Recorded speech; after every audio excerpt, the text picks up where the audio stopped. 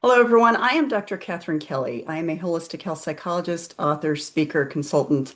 I obviously do too much, but the other thing that is important for the sake of this video is that I'm also the developer and the author of what I call the soul health model.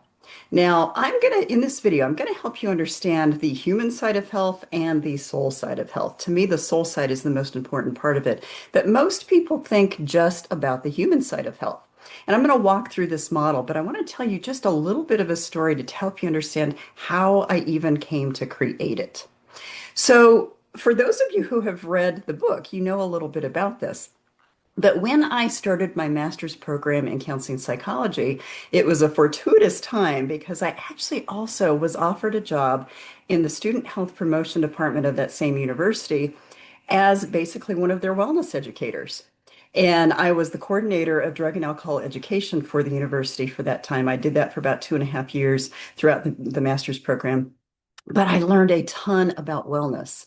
And that was fortuitous because at the same time that I was learning about sickness in the mental health training program, I was learning about wellness as part of the student health promotion job. What was beautiful about it for me was that I started to realize that as I was being told sickness was what we needed to focus on in the counseling psychology program, I realized that did not fit for me. Because what was I there to do? Learn how to get people well. So I started melding what I was learning in both of those situations. And the National Wellness Institute's model of wellness has 6 different components of wellness. It's been that way for decades. But what I started realizing is that there were missing components. When you do therapy, when you are digging deep with people, you realize what people are really dealing with. And what I realized is that there were 4 components from the National Wellness Institute's model that were, to me, blatantly missing. So, what I did over time is I started integrating the wellness model into the work I did. I was also realizing again what I needed to weave in for my own sake. And it wasn't until after I started my first job and after I left my first job and as I started really working with people as part of the holistic health center that I owned, it wasn't until then that I started to create the model. But I realized that all 10 of these components pretty much cover all of the areas of the human condition that all of us deal with at one point in our lives or another. But most of us have 1 or 2 of these branches of health, as you're going to see, that kind of nag on us or we struggle with. And so as part of me understanding the soul throughout my own personal training, because we never talked about the soul in our educational program, I never heard the word soul once. But as I started doing my own spiritual work, as I started really delving into what spirituality was for me, what it was for other people, how it can really help people or influence people, I realized that I needed to really integrate the idea of the soul into this model as well. Now, the soul itself, the way I define it, is basically nothing to do with religion at all. And so when people hear the word soul, a lot of times they think religion. But I want to help you wipe that out of your brain because to me, the soul is the energetic essence of who we are. So I'm going to say this again, the energetic essence of who we are. If you think about the energetic essence, everybody has a different essence to them. Everybody has a different energy to them. Everybody has a different path that they follow, a different path that they're going toward. And we are all containing all of these memories, all of these experiences, these lived experiences that we have. It is contained in the energetic essence of our soul. So it's sort of like a cloud storage, if you want to modernize the thought. So there's no physical place in the body that the soul resides, but really that soul is like the cloud within us that holds all of the information about our lives, past, present, and future. And when I say future, what it means is not so much that everything is perfectly laid out for us, but we do have a destiny. We do have, as part of soul composition, a place that we're supposed to be heading to. And I don't mean a physical place. I mean how we are supposed to evolve, how it is that we are going into a direction that is going to align our lives as perfectly as possible for what I call radiant living. Meaning we have to get to know ourselves through every lifetime, through every experience, more and more and more. So it's the evolutionary part of this in order to really align with who we are and get to that place of that pure peace, that pure joy, that pure contentment. Now, I bring joy and contentment up now because to me, the soul's most natural state is joy and contentment. So, what happens when something is misaligned or something's disrupted in our life, we don't feel that. And what do? We crave that joy and contentment. We crave ways to get back to where that is. If something is not fitting in our lives, something has to get our attention in order to tell us that something's not aligned. It's that inner wisdom. It's that inner self. It's that inner voice that comes forth and in that gut reaction that says, "Ooh, something's not right here." So as I've been teaching in my Soul Health Scholars program, it's a certification system for healthcare practitioners, coaches, educators, and administrators to really understand how the soul shows up. But as I've been teaching them, they are realizing the soul is everywhere. It's in everything we do. It's in every thought. It's in every behavior. It's in every reaction that we have. And that is also how we hold our wounds. And I am teaching as many professionals as I can to understand this because if we don't understand the soul, we are really never going to reach full health. Now, like I said, I was never taught anything about the soul in my program. Medical programs certainly don't teach anything, even though, all the way back to Hippocrates, the father of medicine, he basically said that, and that was thousands of years ago, he basically said that the soul was present in every illness and in every organ. All of the physicians of the time, all of the philosophers at the time, all of them knew that the soul was important. But the soul has been sort of lost along the way. The more we have modernized, the more we have approved of science more than anything else. I'm not dissing science, but the more we have approved of science over anything else, we have lost that essence. And that's also why a lot of people feel like they're just taking a number when they go into the doctor's office. They don't feel necessarily that they're treated like an individual. They're treated kind of like a specimen, or they're treated like the next person on someone's list and calendar rather than actually getting to know that person. And modern society in general has lost the soul. So what this soul health model does, and what I'm intending it to do, is to help people get not only aware of what's imbalanced in their lives, but get very aware of how that inner essence needs to be aligned. That is what is calling to you and asking for you to get yourself into a place where you can find that joy and contentment again. So I hope all of that makes sense. I think that is sort of a backstory a little bit. What ended up happening for me when I had my holistic health center is that I started to realize I needed a blueprint. I needed a visual representation of what I was already thinking and working on in my mind and helping clients with. And so I started the process of creating this wellness model. And I added the additional four branches of the model. Now, at the time, I called it the whole health model. And it took a little bit longer for me to realize I needed to call it the soul health model to actually be very explicit about the fact that I believe that the soul is behind every aspect of life. So, what started as me understanding wellness from a six component model evolved into my own model that has 10 components to it. And way beyond anything I've ever read, way beyond anything I've ever seen anywhere else, I am teaching the soul side of health.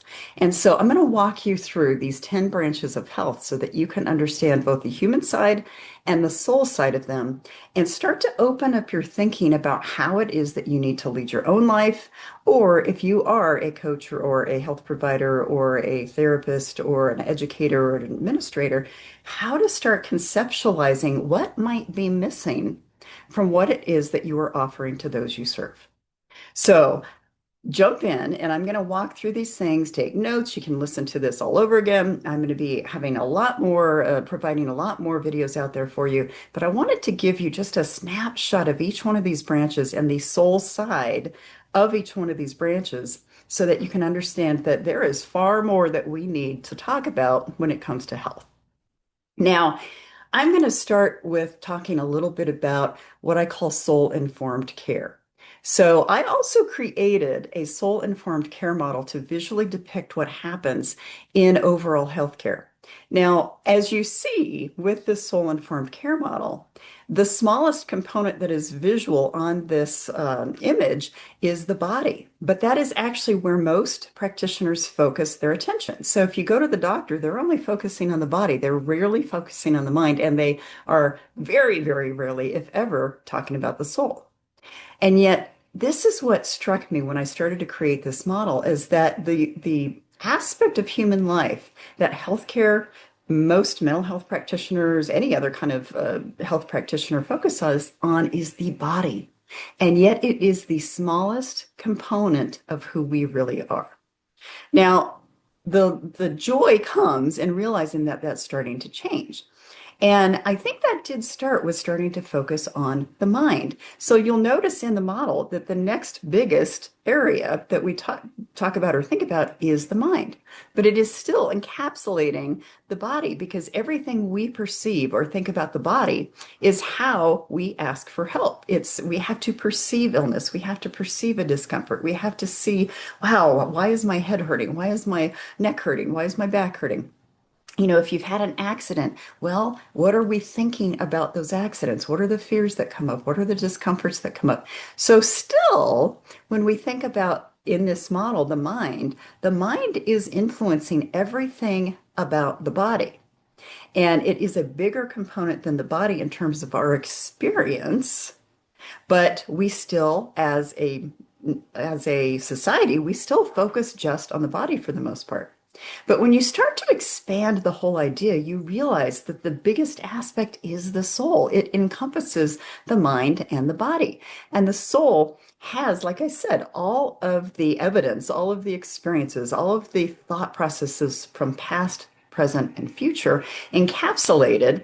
And so when you really think about health, you need to shift your perspective from it just being about the body to expanding, of course, to the mind and then expanding it much, much further out to incorporate the soul.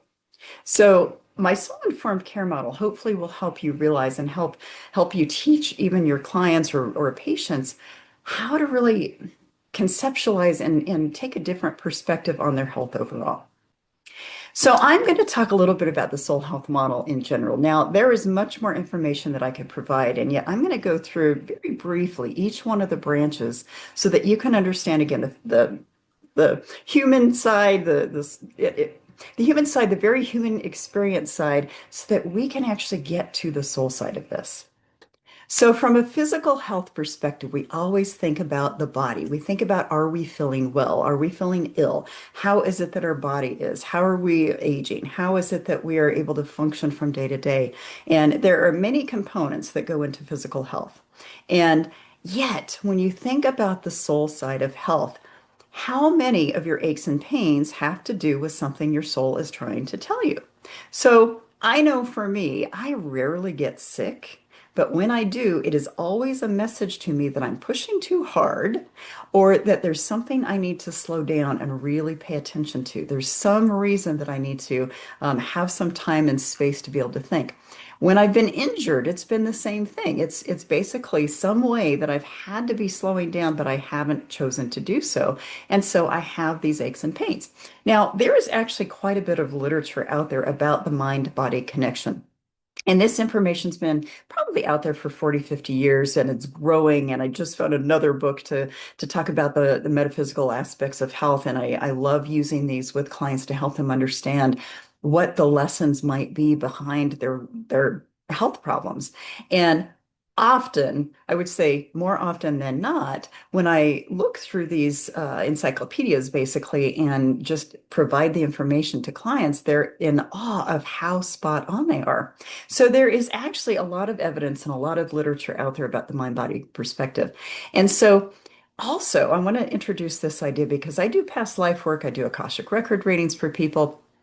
And one of the beautiful things is a lot of times people will come to me because they're wondering why they're having an illness. Why is it that this very unexplainable kind of situation is happening for them? And they want to know, is it a past life thing? Is it something, is there some karmic thing that's going on that they are not listening to? And I cannot tell you the number of times that basically people will feel better or they will know what they need to do to heal something because they've done the past life soul work, they've done the Akashic record readings to find out what how to interpret the lessons that are behind those. Now, I'm not saying that's going to work for everybody, but the thing is, because we are the energetic essence of who we are, that soul is that energetic kind of record keeper of everything that we are. A lot of times we have something in our karmic past or in our soul's path from either this lifetime or previous that has had what I call an energetic imprint placed on it that lands in our body. And when I say lands in our body, that means showing up as a physical health concern. So the soul side can look like a lot of different things for just the physical branch of health. But I just want to kind of crack the seal for you to understand that your physical health problems, even simple colds, might have something to do with the soul, might have something to do with what you're supposed to learn, what you're supposed to grow through, maybe just pause and look and listen in a different way. But the soul side of physical health is huge. And medical care would change a whole lot if they knew that. The psychological branch of health. So, of course, this is right up my alley. I have been doing mental health work for about 38 years. I started very young and I knew I was supposed to be a psychologist from about age 14, 15. And then I basically volunteered for different places that could help gain some experience. I jumped right into working at a inpatient adolescent and adult treatment center. I did everything I could to forward myself and really focus on mental health in general. So this is right up my alley. But one of the things that I find the most fascinating is that even in formalized training, the soul is left out. Even though one of the founding fathers of psychology, Carl Jung, all the way through his training, talked about the soul. Now, what's interesting about this, he was training others to work with the soul, but in my graduate program, I never heard the word soul once. Not once did I ever hear it. And even when I have worked in other medical schools, not once have I heard the word. So it's very, very interesting to me because they talked about the soul in the very beginning, but they don't talk about it now. They just don't bring it into the training, probably because they don't know how it works. And this video hopefully will show you that it shows up in everything, but this is going to help you understand that the soul is very, very subtle and also very blatant at times. So with the psychological branch, even down to a diagnosable kind of concern, all of that can be related to the soul. But when we have stress, when we have grief, when we have everyday human condition kinds of things, that's all normal. And yet there are sometimes these complicated or unexplained or very sticky situations from a psychological perspective that we don't know why it's happening. Much of this could be from either past life kinds of things, or it could be as part of our life lessons throughout our soul's existence in any given lifetime.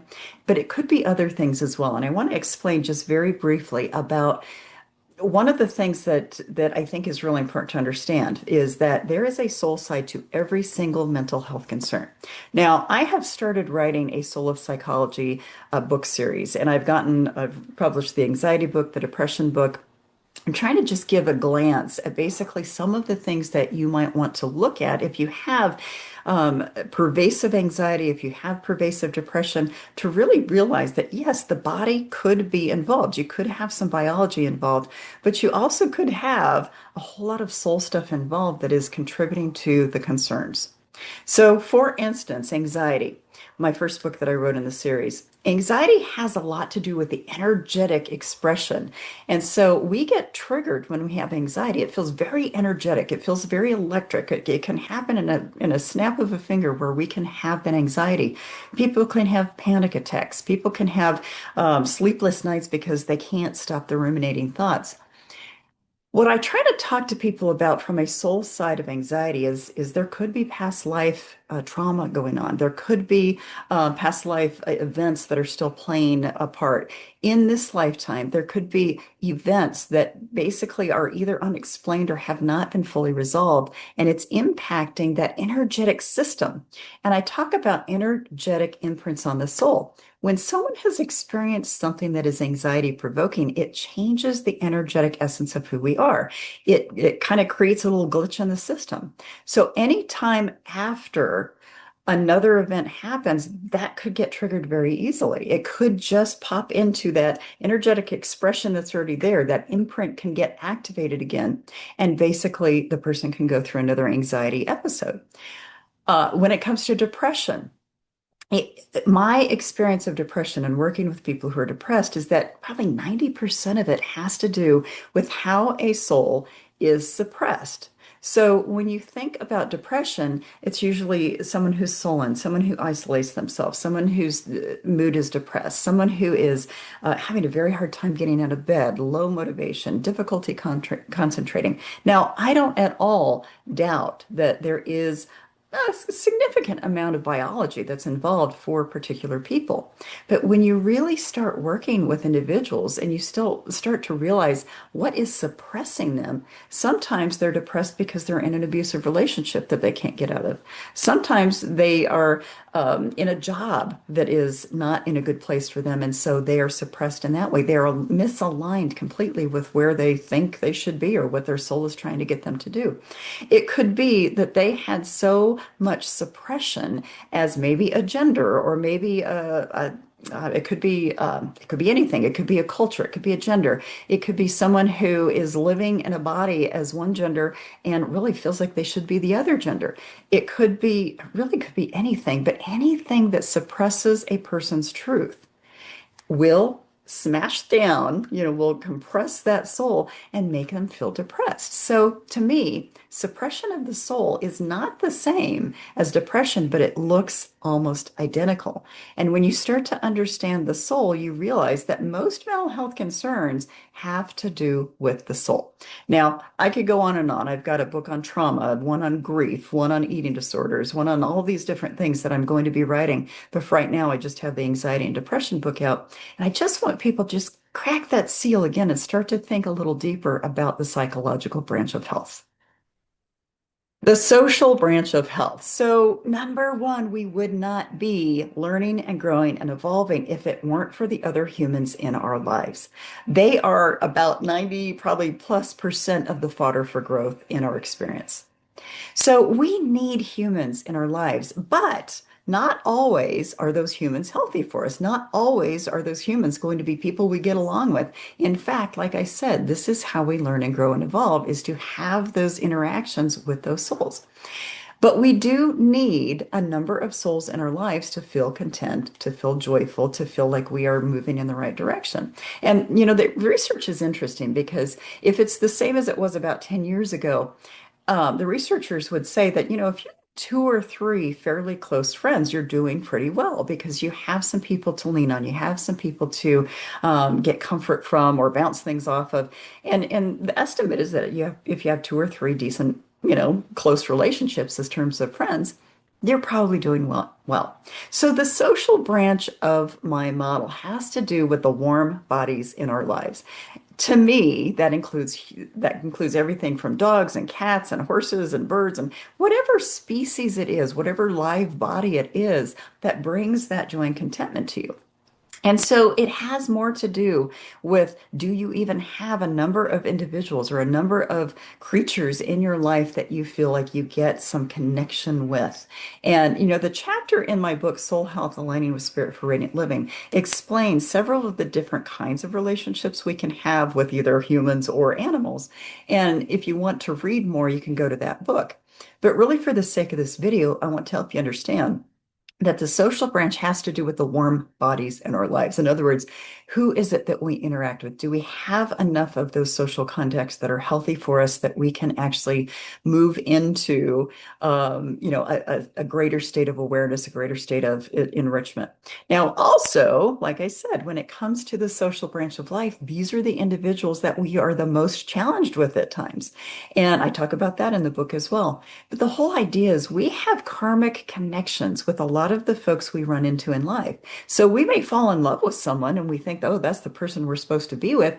And yet later on, we realize, wow, okay, this is not the person I'm supposed to be with. But it was a karmic kind of reaction to bring you together to learn the lessons you were supposed to learn, have the experiences you were supposed to experience, sometimes have the children you were supposed to have just from the sake of that marriage. And basically that's what the relationship was about. It could be a friendship that you're super close friends for years, years, years, and years, and then for some reason something breaks that apart. Same thing with family relationships. We can have that social connection with our family and then eventually realize, wow, okay, I'm outgrowing that dynamic. But we still need people, we still need animals in our life in order to thrive. So this is something to think about, that the soul side has all to do with the karmic reactions, especially those sticky relationships. But we have to have humans, we have to have those live beings in our life in order to learn and grow. That's what this social branch is all about. The interpersonal branch is different than the social branch. Now, no other model I know actually has separate branches or components to their wellness models. The reason I did that is that you can have the warm bodies in your life. You can have these individuals, you can have these pets in your life as part of the social aspect. But I also want to help people know that it's the quality of those relationships. So it's the interpersonal nature of those relationships that makes the difference. So for the people who are social butterflies and they have 30, 40 people in their life, but they're not close to any of them, that might be what they need for whatever reason. But in fact, it's that whole idea of, are those relationships healthy? Do they have boundaries? Do they see each other as equal beings? Do they have respect for each other? Do both people in the relationship have self-esteem? So there's all these different components that go into whether or not the interpersonal nature of those relationships is healthy and strong. And so I separate those out to help people understand that there is slight difference, but they are related, of course. In the case of the soul side, this is where, again, those karmic relationships come up. This is where you might have some unfinished business from a previous lifetime that you're supposed to finish out with that soul in this lifetime. So that interpersonal nature, that dynamic that you have, whether it's sticky or beautiful or not, that dynamic might be part of the quality of that relationship.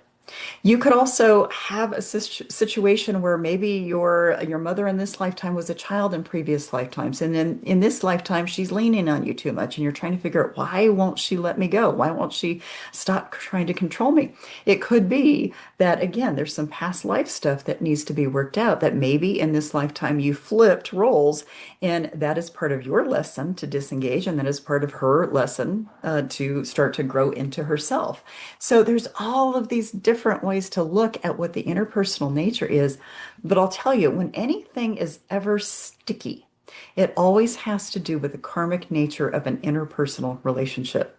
So if you're trying to figure out why something doesn't feel right, or why something flipped, or why it is that suddenly there's this sense of being repelled from a person, it could be previous lifetime kinds of things. The intellectual occupational branch. This is a fun branch to talk about because this is where soul purpose comes in. This is where life purpose comes in. And from a purely human perspective, it really has more to do with, are we mentally stimulated? Are we curious? Are we able to think thoughts through? Do we have difficulty with thoughts? And so the intellectual occupational branch, I say intellectual, occupational, on purpose because whether or not you are gainfully employed outside of the home, to me, you still have to have a pretty healthy intellectual branch of health. And so some people do focus on work so much that that's where their quote health comes from, is that they need that sense of meaning from their work in order to feel well. That is great. But what about the people who don't really feel like they need to work, or they work from inside the home, meaning they're stay-at-home parents of one sort of another, whether it's a mother mother or a father. And so that might be where their contentment comes if they are feeling aligned with doing that.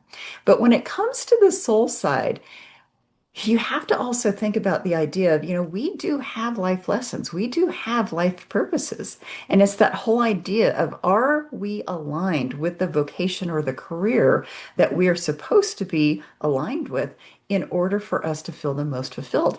Now, it is rare that people love their jobs. And I see that all the time. I have people coming in and maybe they love their work, but not their workplace. Maybe they love their idea of what they want to be doing, but they don't feel like they can do it in their current workplace. There's a lot of people out there that went into fields because they thought it would be lucrative and it was practical, but they're not happy.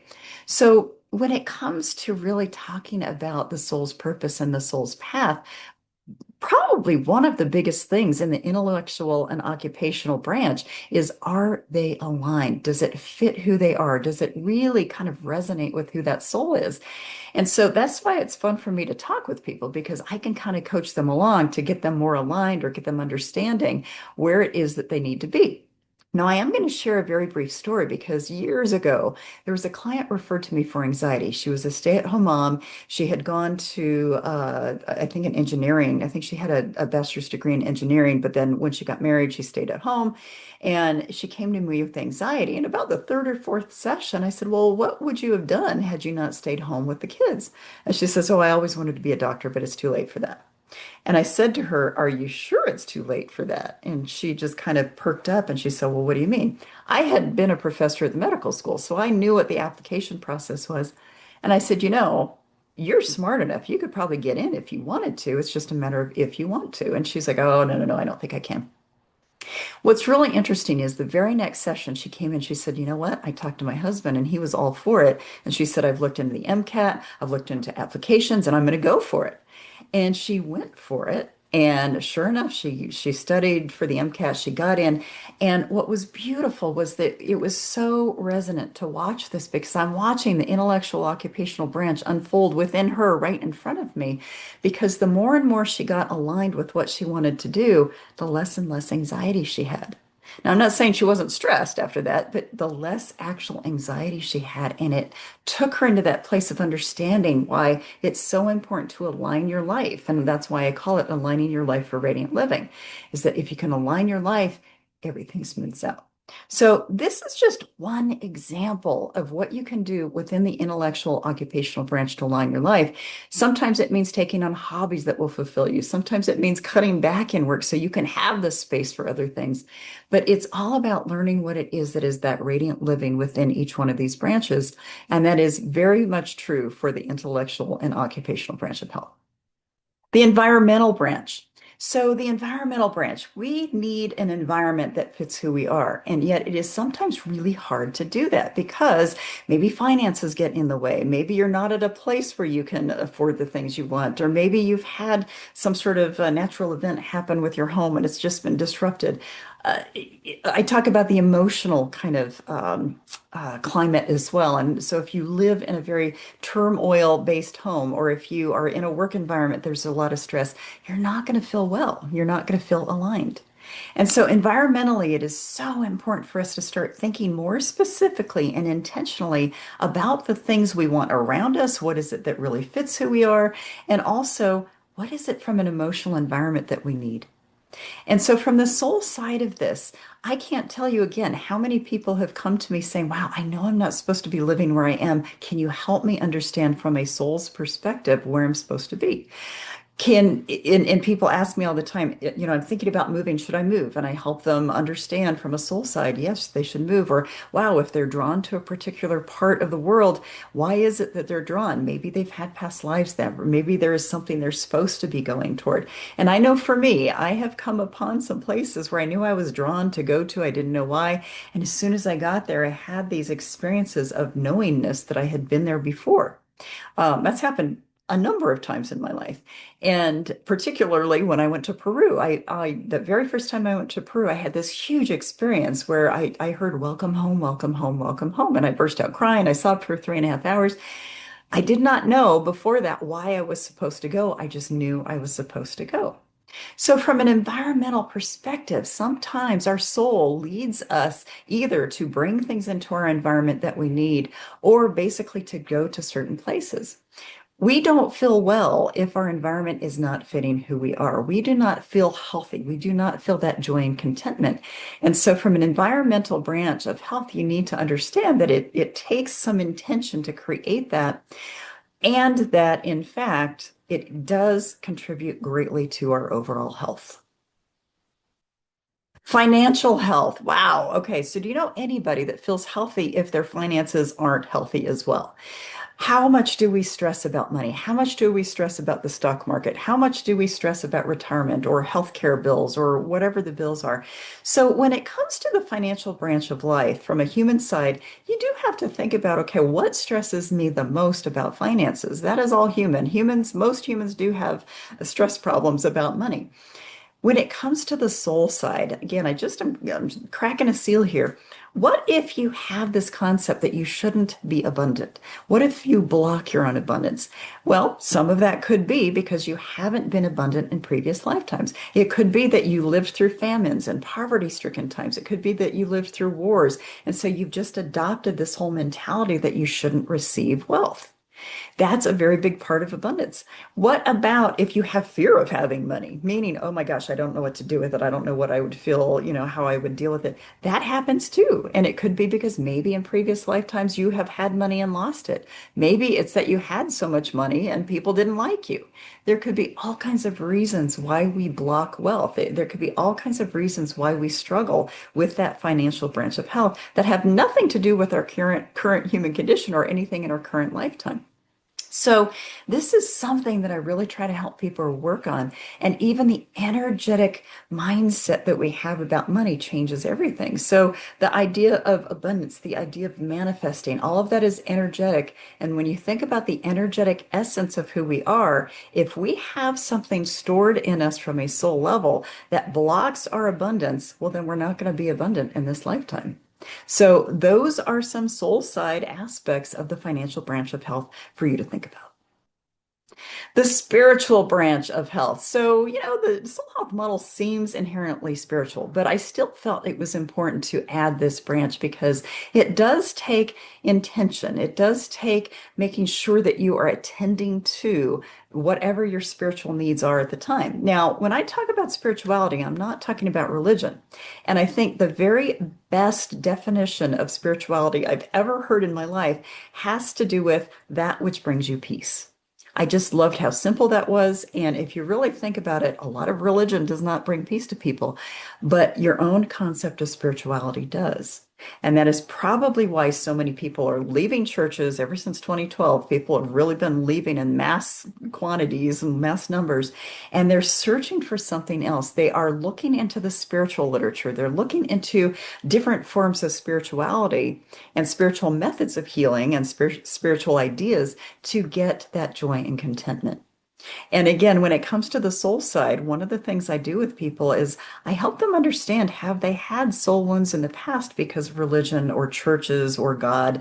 And I can actually tell when I do intuitive readings if there has been something that has damaged them from that previous lifetime. Because it's not unusual to have someone in this lifetime who has this, they feel repelled from churches, but they don't know why. And you do some past life work and you can pretty quickly figure out what has happened, that maybe they were conquered. Maybe their culture was conquered by a religion that was trying to take over land. Maybe that they were a priest or a monk or a nun or something in a previous life, but that they had to be in a world that they didn't want to be in. I mean, there's all these different aspects that could be true, that could be influencing their idea of spirituality.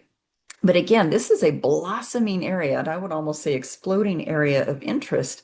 And, of course, I talk about the soul all the time, and I think that people need to know how the soul works.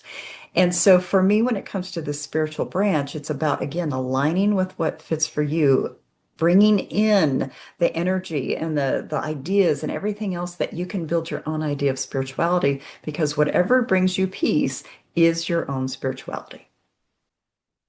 The sexual branch of health. Okay, so how often do you go to the doctor and you talk about sex, even though there's something going on that's disruptive to your life?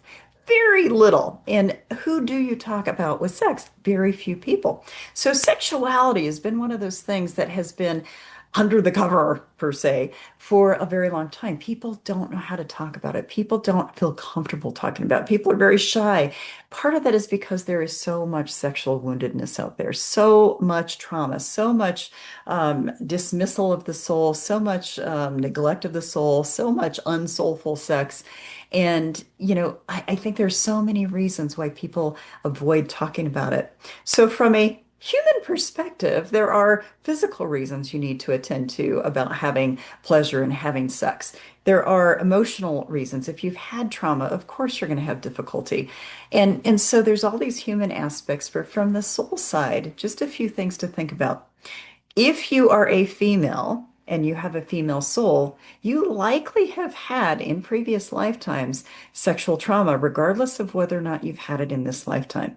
Sometimes that becomes activated in this lifetime, even though you've never had it in a previous lifetime. If you have had sexual abuse in this lifetime, again, that energetic essence of who you are has been imprinted with the wounds and the trauma from that sexual abuse or sexual assault. And so that energetic essence is what is activated or reacting when you have anything that comes up that's going to stir those emotions, stir those thoughts, stir those memories. So that is why, in some ways, I believe that trauma, the worst kind of trauma, is actually to sexual health. Because it hits us deeper than any other form of trauma. I'm not saying other forms of trauma do not hit us deeply. I'm just saying that sexual trauma hits us at the core because sexuality actually is so connected with the energetic essence of who we are. What is orgasm? It's energy. What is pleasure? It's energy. But when that is tainted in one way or another, that is going to disrupt the natural joy and contentment a person can feel when they are supposed to be enjoying sexual activity. So that is why sexual trauma can impact us at such a deep level. And if a practitioner doesn't really know how to get down to that soul level of healing, they might be missing out on what it is that is really triggering that person. And so if you're an individual that is dealing with sexual trauma and you've been wondering, why can't I get past this? It's probably because you were wounded at the soul level. And you might need some help from a soul-based practitioner to get there and to get to that point where you can grow and heal beyond that. So, sexuality is one of those things that I think is left out of most wellness models. And yet, as far as soul health, it is key in feeling well and whole. The recreational branch of life. This is something that, again, is very fun for me to talk about. Now, there's a little irony in this for me because when I was young, the very first book I said I was going to write was about teaching people to play again because it seemed like, wow, they've forgotten how to play. And I said that for years. And what's ironic about it is it was the last branch that I added to this model. And I kind of laugh when I realized that. But really, what is a soul without play? What is a soul without joy? And if the most natural state of the soul is joy and contentment, well, that soul needs, and I'm saying needs, underlined big letters, blinking lights, needs joy. So, how is it that we feel if we don't have fun and leisure in our life? We feel flat, we feel depressed, we feel anxious, we feel exhausted, we feel suppressed. So, recreational health is such an important part of who we are, and yet our modern society does not really encourage us to take care of ourselves in that way. Now, yeah, there's ball games, there's concerts, there's all kinds of stuff, and that can very much be soul nourishing. But it's the intentionality that we place on our behaviors, on our activities, and how it is that we nourish our souls at a deep level that makes all the difference. And so I do talk about the difference between self-care and soul care a lot. Now, I wrote a book called The Recipe for Radiance that talks about this. I have a webinar, an online webinar that is called The Recipe for Radiance, and it teaches you the difference between self-care and soul care. Both are important, but both are necessary. And it's that idea of, oh, is what you are doing for yourself soul nourishing? If it is taking too much effort, it's probably not soul nourishing. If it's taking too much money, it's probably not soul nourishing. It's one of those was things that we have to start to understand that our soul needs fun and leisure in order to survive and thrive. And that's why I added this branch to the overall soul health model, but I also really emphasize it in terms of health in general.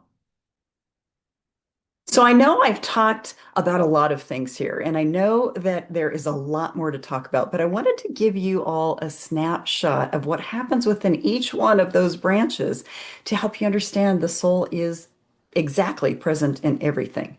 And it is one of those things to think about that, wow, okay, when you start expanding the awareness within each one of those branches, you get back to understanding the essence of who you are. You get back to kind of encouraging that essence of who you are to come back out. Now, if you want more information, you can go read Soul Health, Aligning with Spirit for Radiant Living. If you are a practitioner or a coach and you want to learn more and learn how to integrate this into your work, I do have what's called the Soul Health Scholars certification programs. Please join me there. I love teaching people to do this work with other people. But really, I wanted to give you a snapshot of how this soul health model is really laced with the soul and what it really means for, again, using the term soul health in general. Have a wonderful day. And again, I look forward to bringing you more information. And I talk about bringing ancient wisdom to the modern soul because we've got to bring the soul back. Have a great day.